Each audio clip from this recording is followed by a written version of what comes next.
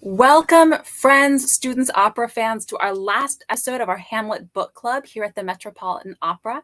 I am coming to you today from the inside of the Metropolitan Opera House. 2 weeks ago, we were in the Belmont room. Last week, we were in the boardroom. And now I am in the education office, which is on the third, subfloor of the Met Opera House. The rehearsal studios are right behind this wall. You might hear some crashing going on as they move around stage sets. You might hear some singing as people rehearse. It's a really exciting and kind of a noisy place down here on sea level at the Metropolitan Opera. So let me start by introducing myself. I'm Kamala Schelling. I oversee all of the educational content here at the Met. I use the she, her, hers series of pronouns. I'm a white woman with chin-length curly brown hair. Today I am wearing a teal shirt with red and orange flowers on it. And I'm joining you on behalf of the Met, which stands on the unceded ancestral homelands of the Munsee Lenape people.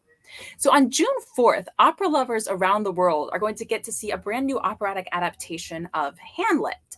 And in this book club, we've spoken to the librettist, Matthew Jocelyn, who turned the play into an opera. We've spoken to Hamlet himself, Alan Clayton, the tenor. And now it's time to really dive into Shakespeare's text with one of the world's leading experts on the work. Dympna Callaghan is the William L. Safire Professor of Modern Letters in the Department of English at Syracuse University. She is one of the world's foremost Shakespeare scholars, and among her numerous publications, she's even published a book on Hamlet. It's called Hamlet, Language and Writing, and it's from the ardent Shakespeare. We at the Met love talking to Dr. Dympna Callaghan, and I'm so excited to have her here with us today. Welcome, Dympna. Hello. Pleased to be here. And I suppose I should introduce. We would love that. I am wearing glasses. I have kind of long brown hair, and I'm wearing a white sweater today. And I'm speaking to you from the unceded lands of the Onondaga Nation people here in Syracuse in central New York. So because you're in Syracuse, I introduced you with the title, Dympna, the professor of modern languages, but we tend to think of Shakespeare as being kind of Old English, right? Modern letters. Well, strictly speaking, not Old English. Old English is actually Anglo-Saxon. So how old is that then? Oh, that's, much, it's before the Norman Conquest, essentially. The Norman Conquest occurred in 1066. And with that, you then got this Francophone, influence, because William the Conqueror came from the Norman lands of France. So it's a very different kind of linguistic environment. And the language of the Anglo-Saxons is really, it's a bit like if you imagine old King Hamlet, these people in the Northern European areas, axe wielders, and they have kind of, the language is fairly blunt, but also there's some beautiful poems in Anglo-Saxon. But it really is, it's different. You would have to, I had to do it as an undergraduate, but I've kind of forgotten a lot of it. If you put a piece of Anglo-Saxon in front of me, unless it's one of the very famous texts, I probably would have trouble with it. But that's, essentially a different, it's a form of English, but it's a much older form that we would have difficulty with. And then there's Middle English, which is the language of Chaucer. It's still English, but you see that French influence, and it's much more courtly. You see somebody like Chaucer, much more, you imagine people in silks refined with kind of slippers that turn up at the end, not, your axe wielder types. And I feel bad. I'm maybe mischaracterizing the Anglo-Saxons, who were sort of warrior people. And there'd been invasions in England, before the Normans. There were the Vikings, etc. So you'd got this Northern European influence, and that influenced the language. Then you get the Norman Conquest, and then by the time of Chaucer's writing, Middle English, it's very influenced by French language. But we've still got these Germanic roots, so it's a mixture. And then with Shakespeare, there really is a move. He's the inheritor of an attempt to, as Spenser, Edmund Spenser, who wrote a very famous epic poem called The Fairy Queen, he had said, why can not we have as much as the Greeks and Romans have a kingdom of our own language? Because English was thought to be this mess of a language. It was a bit of German, a bit of, the Nordic languages, and it was a bit of French, and then whatever preceded all of that, which, we don't really know about. And it was a mishmash. So you weren't going to be writing literature in this mishmash. But then suddenly at the end of the 16th century, because after Chaucer, things sort of died down. I mean, that was a great poem. But then, English changed, and there was a sense in which, could English really be a poetic language? Could you write a wonderful literary work in English, in what's called the vernacular, the language that everybody spoke? And, as the 16th century progressed, there was this increasing confidence in English as a legitimate literary language. And, Shakespeare really comes just at the right time when English is becoming respectable. And then, and there's a kind of rivaling of the ancients, because, there was a belief that, really great literature had to be written in Latin or in Greek. And there's this rivaling of ancient poetry, and Shakespeare is the beneficiary of that. That might be a longer answer than you wanted, but it's the truth. That's such a perfect answer, though, because I think it's often scary when you're young and you're approaching Shakespeare, because you think it's old English, it's hard. And I remember the first time somebody said to me, actually, Shakespeare is early modern English. This is your language. Maybe it's different in some important ways. Maybe there are some words you don't recognize, but this is your language. And it was such a liberating moment to think, actually, yes, I can do Shakespeare. This is the language I speak. Yeah, and one of the things I always, tell students and remind people, because sometimes people say, "Oh, I need a translation," and I would say, "Well, you don't need a translation. Exactly, what you realize. This is your language." And actually, those kind of cribs that purport to say it in modern English, what the only thing that they will do, but I mean, I think honestly, one of the reasons that I, went into this field was that I heeded my teacher, who said, "Don't go near those things, because all it will do will give you an invincible sense that you cannot do it." Whereas if there'll be bits you don't understand. There are bits that nobody understands. There are some words that are so antiquated, or an expression is very convoluted and scholars argue about it. And that's perfectly fine. So get comfortable with not knowing everything and see what you can get out of it, rather than going for some crib that totally kills the language of the play. It'd be like having the opera, and, taking the music out altogether and saying, well, because this is more accessible, I'll just read the subtitles or the surtitles at the opera, and I won't actually bother with the music, because that's kind of complicated. And with the music, you don't know what everything means, because that's not how we approach music. So think of Shakespeare as a kind of music in language, and sit with it in that way and listen to it, say it out loud. And it's not, when you're listening to the music from the operas, you're not thinking the whole time about the music. What's it mean? And you will get the gist of the story anyway. And as you go on, and as you read editions that have good notes that will tell you about the difficult words, if there's some word that's fallen out of modern usage, it will explain it to you, and you'll be away. But of course you can read this. Of course this is yours. Claim it. And our language. Yes. It is, and I think especially in America, where we are such a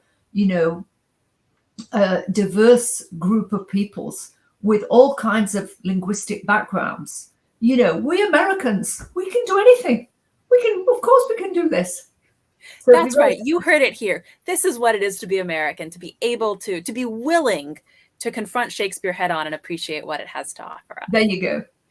So because we're talking about Hamlet and English, I love this question from Mark in Georgia. So this is going to be our first student question.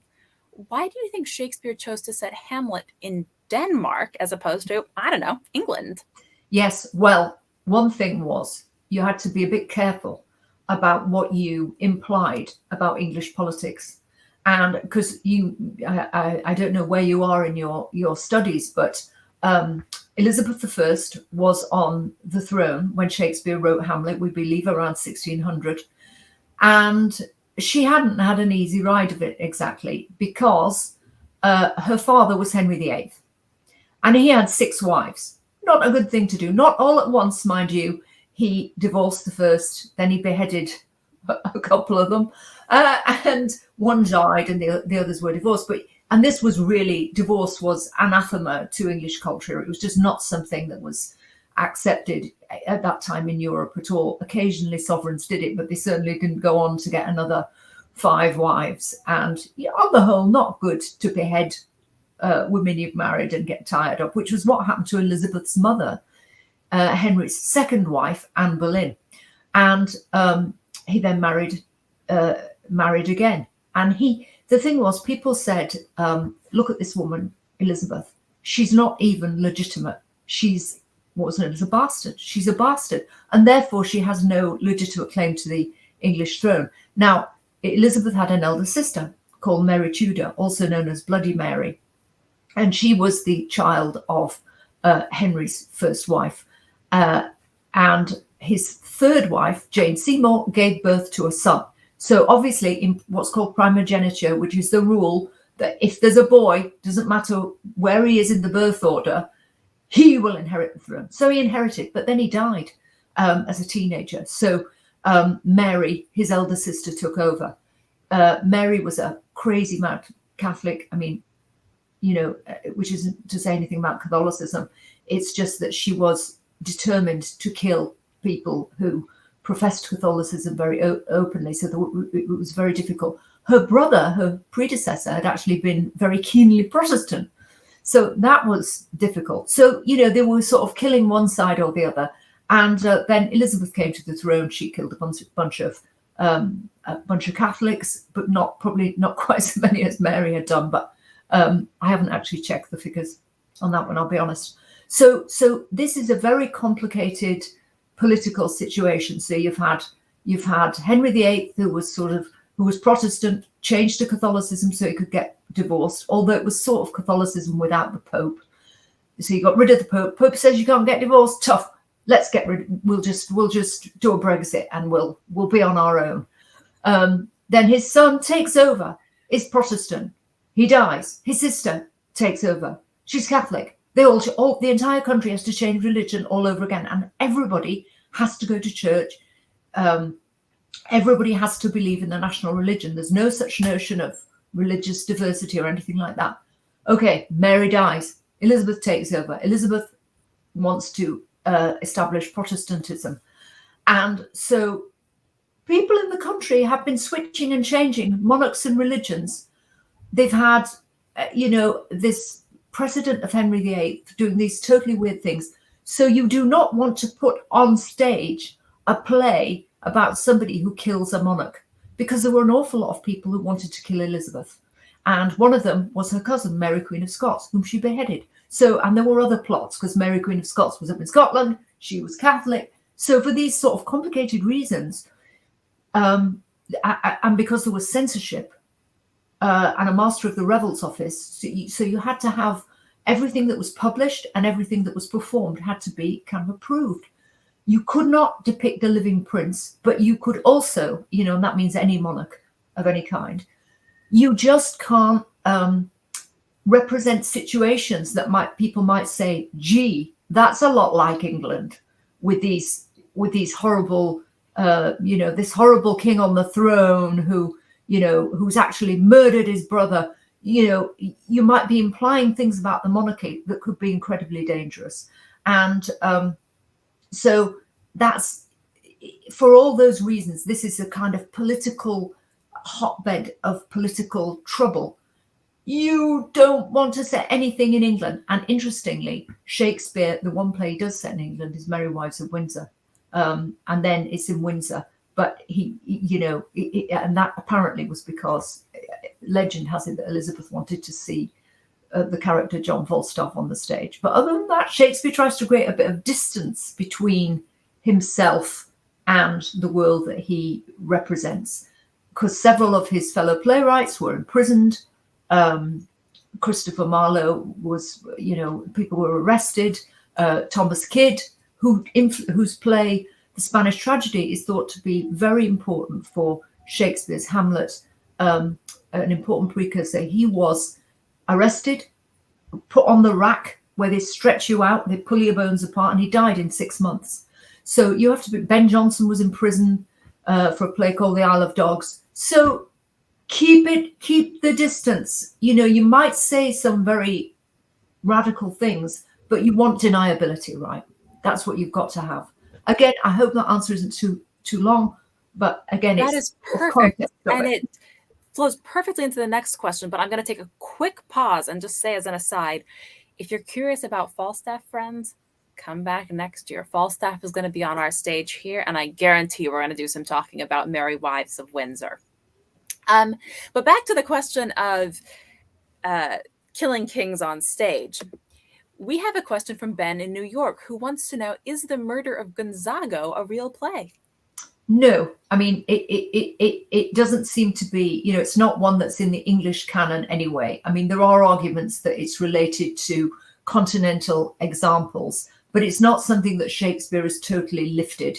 It's, it's a kind of creative insert, but no doubt, indebted in various ways, as everything Shakespeare wrote is indebted to something else. So no doubt, people have said actually there's historical instances about, murders of dukes and so on that have, that have influenced this aspect of the play. But I'd say the simplest and most concise answer is that it's a fictional insert, and it's meant to be, Hamlet's kind of creativity in saying, I'm going to depict on stage a real event. And that was, remember, the very thing I've just talked about that you could not do in this period. You don't want to be depicting real events because it's very dangerous. So, but he's going to try and ascertain the guilt of the king. So Amalia in Texas wants to know, how do you think Elizabethan audiences would have reacted to the depiction of the ghosts? Do we know anything about how they staged the appearance of the ghost in Hamlet? And did people really believe in ghosts at the time? So did that seem like a nifty trick for the stage, or did it seem like something really plausible? I think the ghost thing, it's primarily a theatrical device. People probably then as now, we did a little survey on Met Opera. Some of you may have seen it, where we were asked, do you believe or don't you believe? And I think then as now, some people did and some people didn't. It's as simple as that. But on stage, ghost stories are a thing, right? You add an element of the supernatural, and what's probably more important than ghosts is whether or not you believed in purgatory, because purgatory was a distinctly Catholic place. It was an aspect of Catholic theology about this, this kind of waiting room for heaven, that if you sinned and you died with sins on your soul, you would go for purgation, for a kind of cleansing to the fires of purgatory. Not as bad Does as the word purgatory come from purge? Oh, now that's a good question. I don't know, but that would make sense. I have not looked that up. I haven't checked. I had never made that potential connection. Sorry to interrupt. Please continue. No, not at all. Great question. I wish I could immediately answer it. But this purgatorial fire was purifying, and so what I'd really love to know is in the audience who believed in purgatory and who didn't. But remember, everybody had a grandparent who had been Catholic, so everybody knew what it was, whether or not they actually believed in purgatory, or that people could be let out of purgatory for a brief period to come and frighten relatives into taking action or taking revenge on their behalf. So that's an interesting device. We think it might have been some sort of glass reflective scene. That's one argument I've read, but I don't honestly know a whole lot about it. I imagine that mainly it's remember that he's described as coming on with martial stalk. And that means not stalk as in the sense of the stalk of a flower, but that he's stalking, and a stalk is, it's not like stalking a celebrity. It means this kind of slow, and martial means like you're in the army, you're doing a kind of slow march. So his progression across the stage and the clothes that he's wearing probably, is supposed to be in his armor, we're told at the beginning of the play. So presumably, the armor, but maybe whitened in some way, to make him look more ghostly. So I imagine that that's mainly the way that you do it on stage, rather than, I don't know, I even think they had, glass panes and things, but subsequent performances, I think, have tried to do it as a reflection. Not props aren't totally my area, but I go from the text. So the martial stalk, I think the movement, this kind of slow but terrifying, like this is somebody who could kill you, Right. This is how we do it in our Hamlet here, our new opera. He walks out, he's painted white, he walks in very slowly. Oh, can't wait to see it. I'm going on the 9th. So excited. Oh, I can't wait for you to see it. I saw it opening night and I loved every single minute of it. I mean, it's not a joyous experience, but it's because they all die in the end. It's a bit sad, really, but that's everybody dies. What can you do? So I have a fantastic question from Josephine in Texas, and we just explored Lucia di Lammermoor here in HD Live in Schools, which of course is a famous mad scene at the end, and Hamlet also has a mad scene of sorts. So Josephine wants to know, was Ophelia's mad scene part of a trend of mad scenes in the 16th century, around the turn of the 16th, 17th century? Well, there are obviously mad scenes in quite a lot of drama, but the one that's probably most famous is in John Webster's The Duchess of Malfi, which is an early 17th century drama.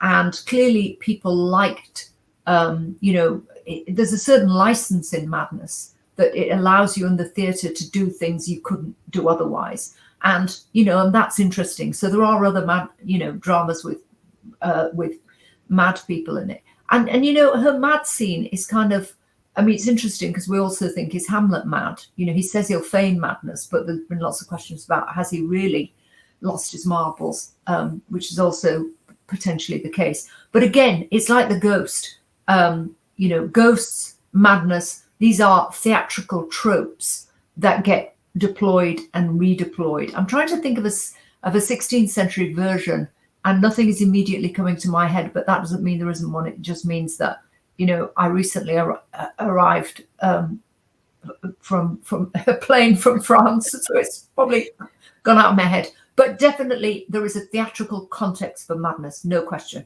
Yep. And related to that question, Addie in Texas wants to know, were the herbs Ophelia mentions in that mad scene used by doctors at the time? So there's this very famous scene, and I have it here. There's rosemary, that's for remembrance. Here's pansies, that's for thoughts. Fennel, rue, daisies, and violets. So did those have medicinal connections, culinary connections at the time? I imagine that they did. Again, this is not my area of expertise, but certainly about rosemary was used at funerals, and it was used in part because it's got quite a sharp scent, and it was used to offset the smell of the putrefaction of the corpse. I know, in other plays there are, and maybe one of those flowers is something that induces abortion too. I dimly remember that. It's not right at the top of my head, but I could certainly find out if somebody would like to know. I don't know about doctors using them, because this is also the period of the rise of the medical profession. Certainly healers used a lot of plants and plant extracts, and certain plants were associated with, with, say, melancholy, not necessarily because they were a treatment, but just because, they somehow seemed simpatico or emblematic of that condition. But rosemary is the only one I really know about. But there's got to be literature on that. But if I'd known you'd ask that question, I would have looked it up. It's a terrific question, Addie. But not exactly doctors using it, but people being aware of the qualities of flowers and associating them with certain things in the way that Ophelia does. But definitely, if you have a corpse, stick it with rosemary, because the smell will not be nearly so bad. Duly noted. Lucy in New York wants to know, do we know anything about the original songs that are included in Hamlet? Were they performed by Shakespeare's troupe? Were these common songs? Do you know anything about those songs? Well, there is a wonderful book by Ross Duffin, which I commend to all of you, called Shakespeare's Songbook. And he goes through every single song that's in Shakespeare. And he's figured out what the music was too, which is really wonderful. So some of the songs, like Tomorrow is St. Valentine's Day, these are songs that were around in the period. And I think on the whole, Duffin's argument is that Shakespeare doesn't really invent songs, but it takes ones that are around and that people already knew the tune for. So that's so Ophelia's songs in particular are ones that are around, that people knew in the period and would have known them. They would have been able to hum along because they knew the there might be a couple of exceptions to that. Can I see if I could see it on my shelf? I'd whip it off and show you. But Ross Duffin, Shakespeare's Song, Duffin, right? Ross Duffin. Duffin, terrific book, and also he has a couple of CDs where people play the music that he believes. He's a musicologist, so cool. Is connected to this. So that's very good. But no, Shakespeare not really inventing his own songs, certainly not writing the music. He's using tunes that he knows, often adapts the lyrics, but some of them, we also know. The other person who writes about this, Amanda Eubanks Winkler, has traced the music of from Macbeth and Hamlet, and figured out that these were popular songs. So then it sounds like there are songs in a lot of Shakespeare's plays, not just Hamlet. Is this something we find throughout his oeuvre? Oh yeah, I mean there really are a lot.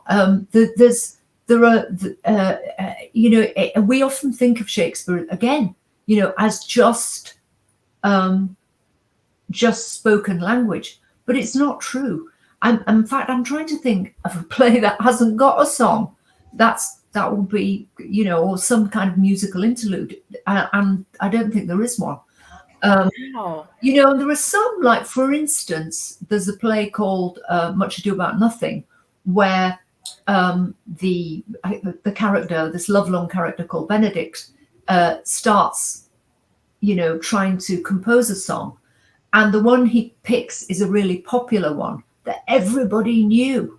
And but then he says he can only remember the first line, or he's pretending to invent the poem. He says, "Oh, I'm no good at this. I can't do these rhymes at all. I can think of no rhyme for lady but baby." But the song that he's picking up is something that everybody was aware of. So there are moments where Shakespeare draws attention to the songs that come from the culture. Other times he's not trying to pass stuff off, as his own, that, he's not doing a bit of plagiarism on the sly, but because people knew. It's like if you had a Beatles song now, in the middle of the Hamlet opera, everybody would be like, gee, that's the Beatles. That wasn't an original composition. And nobody would be outraged by that because we all know it's the Beatles. Yellow Submarine, the Beatles.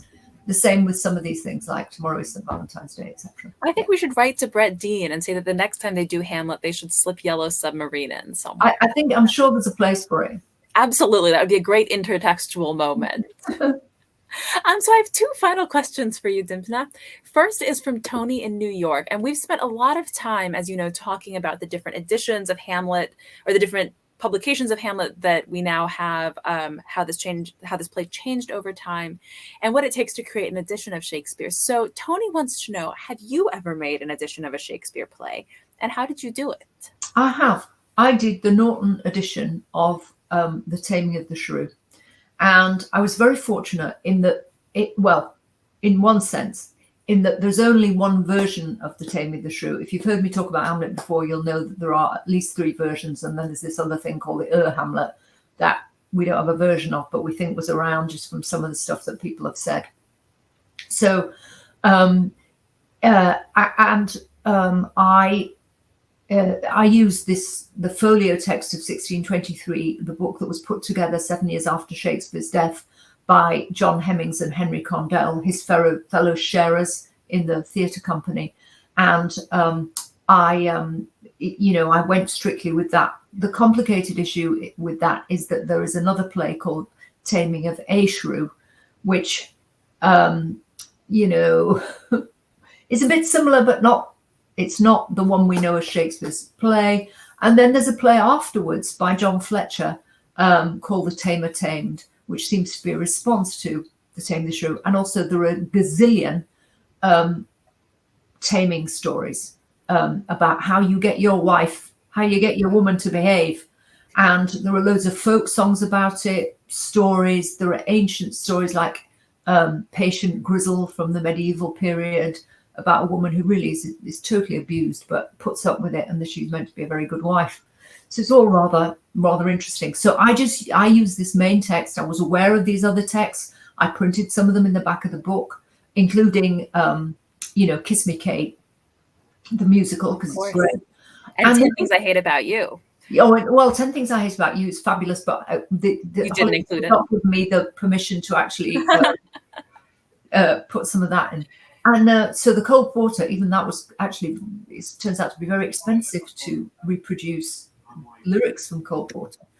So I did that. And the other thing, the kind of innovation that I made was I found that a number of the things that most editors put in prose were in verse because they were songs. So that was one of the things that I was very, very much aware of. Again,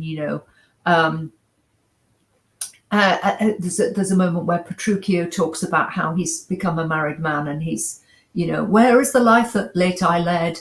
And I was sure that was a song. And I counted out metrically how it worked. And I printed that as a song, not as, so in verse, it prints in verse because I know it's a song, and so that was one of the things that I was really careful about. And you're also dealing with all the other people who've ever said things about these things. So it's sort of a complicated process. But again, I have faith in the taking the one text, not taking, some editors kind of make stuff up, I have to tell you. You think, really? And then really paying attention to what comes from the culture.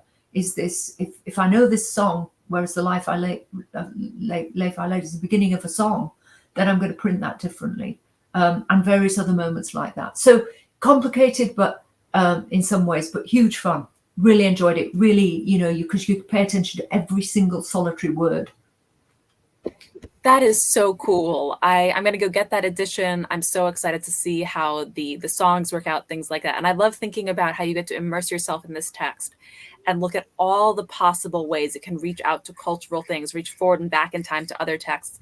They're moving stuff around in the hallway for an upcoming rehearsal if you hear banging.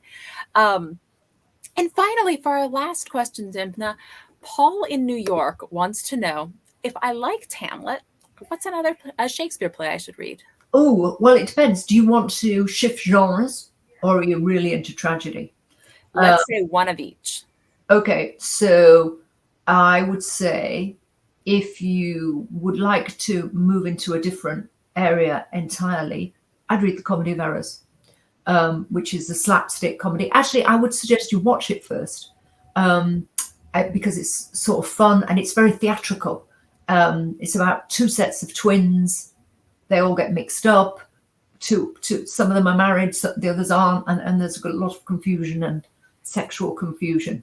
So it's quite entertaining. Oh, and maybe, Twelfth Night, which is I have to put a couple of plays in, but Comedy of Errors is one people don't read that often, but it's great fun. Twelfth Night is one of the transvestite comedies, i.e., as part of the fiction of the plot, one of the main characters dresses as a boy. Of course, she's really a boy actor in Shakespeare's world, so there's a lot of gender bending.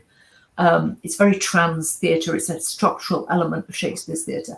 And then for the tragedies, they're also fabulous. It's hard to pick. But, what's right on the money right now, maybe Othello, because it raises all these issues about race and gender, things that we're struggling with at the moment. And, I think that might be an interesting way to go and see, well, what do you think about these kinds of, and of course there's a great, there's Verdi's Othello, which you can watch on the if you've got access to the Met online, you can take a look at that too. So that's interesting for comparison.